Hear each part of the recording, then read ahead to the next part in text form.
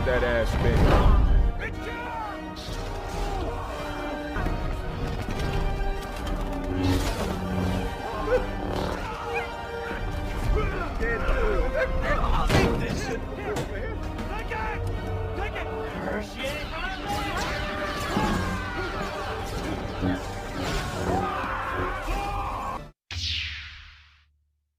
Situation. Let me try and explain to you guys what's been going on and the sweet resolution really bittersweet that we received today, because it's like, I guess partially a win, but we're not getting our channels back, right? Well, our editors apply. Our editors not getting channel. his livelihood. Like, there's no guarantees in any of this shit. Yeah. I just want to lay that out to people, and I just want to say, we don't have stone cold receipts that what I'm about to lay out for you guys is what's going on. But if you have two brain cells to rub together and some common sense, this is most likely what went on, okay?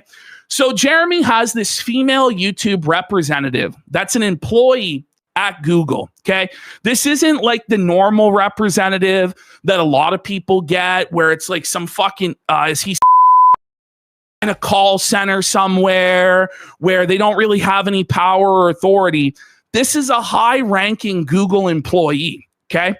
This Google employee oversees our case, okay? They unilaterally have the power to do whatever they want with our channel, okay? Both channels. And there's both channels, because they went to it first, okay? This is the situation we were facing. So we're appealing this situation, and our appeals are just going into the void. We're in limbo. And by the way, this is supposed to be YouTube for a month and a half reply, and then when they figured out it was flagged, no response. And by the way, I had a big YouTuber who talks to Team YouTube all the time. Saying this is weird. They always message me back. This is the thing. We had multiple people behind the scenes, big YouTubers. You know, Huge. people that don't want to be named, people with hundreds of thousands, millions of subscribers, were intervening on our behalf behind the scenes, going to their representatives, trying to get this overturned. And they're all like, this is really strange. I'm not hearing anything back on this. Normally, usually they message me back immediately. Normally they message me back. What was going on here, and this is speculation on our part, okay? But this is what is happening.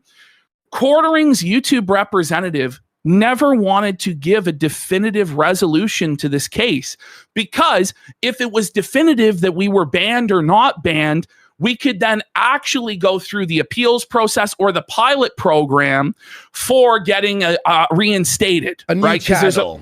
There's a pilot program to get reinstated on YouTube, and it might take a month, it might take 6 months, might take a or year. Whatever. But there's an opportunity for us to come back to YouTube.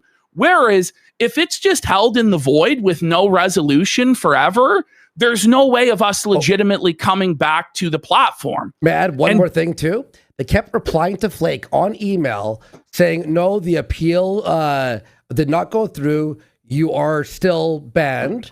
But then in the appeal YouTube studio, it says your appeal is under review. Yes. And so was mine constantly. Yes. The emails came back, but they're supposed to conclude the case. Yeah. It would come back saying, oh, you guys are done. Okay, it's over. But it wouldn't be. So we can't apply for the pilot program, There right? would be no option in studio for us to apply for the pilot program, which so eventually it got to the point where we're like, we're not getting this channel back. Like, we've been completely fucked. And if YouTube admits fault in this, they open themselves up to liability, big lawsuits, news articles, and all sorts of bullshit. So they're not going to admit fault in this if there is shady, scummy shit going on. So we just want a resolution to this. Either, great, we won the appeal and got it back, but we're like, just tell us and apply to the pilot program. But they wouldn't do that. This dragged on and on and on. And it would have dragged on potentially indefinitely forever. Probably. Except for the fact that Flaked lives in Ireland. Our editor lives in Ireland. And so what does Ireland, that mean, Ashton? So Ireland is a part of the European Union. And we all know that the European Union has stronger consumer protection laws, but it's not enough. We still would have been fucked if he was in some other EU country, if he was in Germany or France or whatever. Anywhere. We still probably would have been. You haven't provided a resolution within the time required by consumer guidelines. YouTube shot their fucking pants within 24 hours. 14 hours, 14. Because last night the lawyer put it in last night. Yeah. 14 hours. The channel, the case was taken away from the YouTube employee, which we believe is Jeremy Hambley's YouTube rep, taken away from him, or her rather, and given to the legal department. And the legal department resolved it as, too bad, so sad, you're fucked. Okay? It's over. You're not getting the channel back. But at least we're no longer in the void. At least we're no longer in limbo. And there's now a path forward through the pilot program, right? But here's where it's interesting, and here's where we all know it's shady, the situation. I didn't know this, by the way, until the morning. While I was talking to Flaked, I checked my email. I'm talking to Flaked. I'm asking him for all the details, screenshots, And I'm like, while I'm talking to him, I'm on my phone. I open my email. I'm like, bro, they resolved mine as well. We just went after it. But the clip chat. That's the thing, right? We're not in the European Union. Yeah. We're not in Ireland. We're not entitled. Andy's not entitled to these consumer protections. At all. But then somehow within that same time period, Andy's channel gets the resolution as well. So obviously there was some shady fucking bullshit afoot with what this YouTube representative that Jeremy had was fucking doing. Now, people have asked, do you have this person's name? No, we don't. Do you know if they got fired or disciplined? I hope. No, we don't. We hope so. I hope they're fired. Do you know if Jeremy still has the services of this representative? No, we don't. We don't know these things, but based on what we're seeing play out, we can make some sort of speculation as to what's going on. I think when Jeremy says he's in the YouTube gulag, it means that this representative is not going to help him in the same way anymore. Everything to Rumble, by the way. He's moving everything to fucking Rumble, where they also took him away from the homepage and took away his deal. He's seeing that his views are collapsing on YouTube. The algorithms against him, the SEO's poisoned against him because the detractor videos are getting more views, etc., etc. So ultimately, it's not like a total casino victory. No, it's very bittersweet. It's bittersweet. It confirms to me that I was like, okay, we weren't crazy. Because I was talking to Flake, and I'm like, yo, wait, what? Because he only mentioned his channel. I guess what happened was when they picked up this case, it obviously has my fingerprints all over it. They're like, okay, just resolve his right now, too. Yeah. I didn't head to a lawyer. It was flaked. Well, it was all flaked. It was all going on in Ireland because there's a separate system of arbitrations through the consumer protections over there that are established that we don't have in Canada or America, right? Bullshit. So that's the situation there. Hopefully we do manage to get a new YouTube channel through this pilot program. But ultimately, Jeremy Hambley took away our editor's livelihood, a channel that had 60,000 plus subscribers on it, that was generating 5 figures of revenue every single month from our editor. And so in my mind, this is life ruination bullshit that he's been doing, to where our editor's having sleepless nights. He doesn't know how he's going to pay his bills, doesn't know what his path forward is going to be. He put this on our editor, and he put this on us. And so the idea that we're now going to forgive him and stop making fun of him and let him rebuild and regrow and come back and do this shit to us again. No, thank you. No, I'm sorry. So that's the situation as it stands right now. And I just wanted to go through the whole thing again for you guys so you can understand our perspective on this and why we don't think that it's, but it's so wrong, the feeding frenzy and the hate mob and the cancellation mob. If he was Stop it. like a preacher who did Bible verses on YouTube, and we're okay. I can see why you'd be upset. This is what I mean? Drama mongering, yes, and has been fuck. Right? You know what years. I mean? For years and years, smeared other YouTubers, covered their controversies, their dramas, and not just 1 or 2 or 3 videos, but dozens or hundreds of videos on people until he had bled everything out of it he possibly could. And then when we do that to him, it's wrong? No. You live by the sword, you die by the sword. And we've had times where we've had to eat shit and we've had to admit wrongdoing, or we've had to apologize, or we've had to go through times where our entire chat was fucking like his is. Yep. Do you know what we didn't do? We ate shit we, for a bit. We didn't and every single person turn the entire chat into a total box, or fucking cry and whine and complain and make the entire content focused on the trolls and on the haters.